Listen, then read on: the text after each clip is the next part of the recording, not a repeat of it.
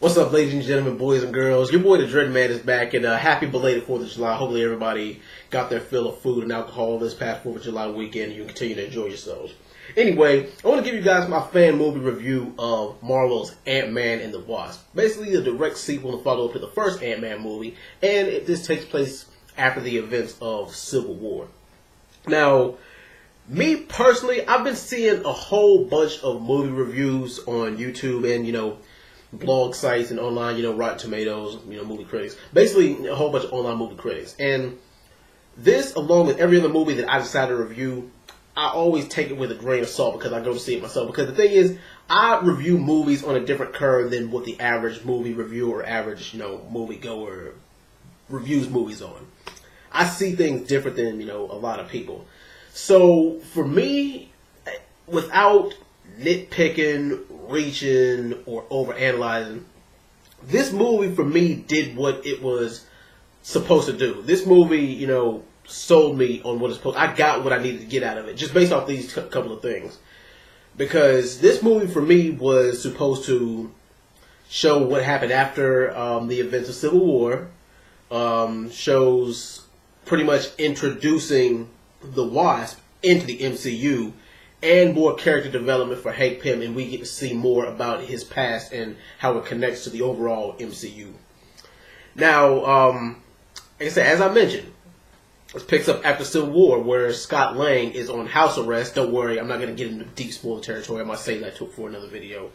And we pretty much see how his life is because he took a plea bargain, and he's on house arrest for 2 years. So we get to see how he's coped with it. And that's where a lot of the comedic factors come in. And, the movie does... A lot of people say that the movie milks the comedy, but I think that, it did, like, with a movie like Ant-Man, this is a movie where you could play around and have fun, like the Guardians movies and, like, with Thor Ragnarok, like, because you would think that those movies have serious tone, but nah, this is a movie that you really can get to have your fun with. And for, if you ignore a couple of the corny jokes, because some jokes don't land, then it'll work for you. I believe that you'll enjoy it.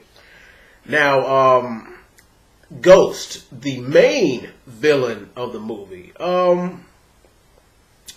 lot of people like to say that Marvel has weak or lackluster or cookie cutter villains, and lately all superhero movies try to make the villain more relatable.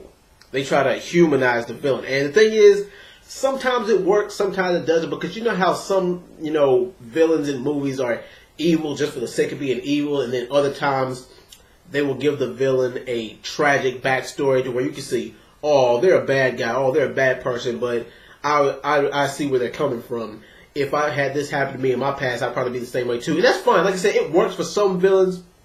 But I just feel like it doesn't need to be milked. I just feel like there's something that, they don't really need to overdo. I mean, it worked for Killmonger. It worked for Thanos to a certain extent. And it's hit or miss with Ghost depending on how you look at the situation. But like I said, I'm not going to dive that deep into it because of spoilers. The Wasp. I love the Wasp more than I loved Ant-Man. Even though this is, like I said, this is basically a buddy-buddy team-up movie. And a heist film.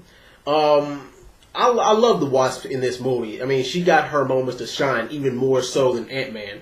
Even though Ant-Man had his moments in the movie, but I'd have to say that 75%, maybe even 80% of the ass kicking belonged to scenes with the Wasp.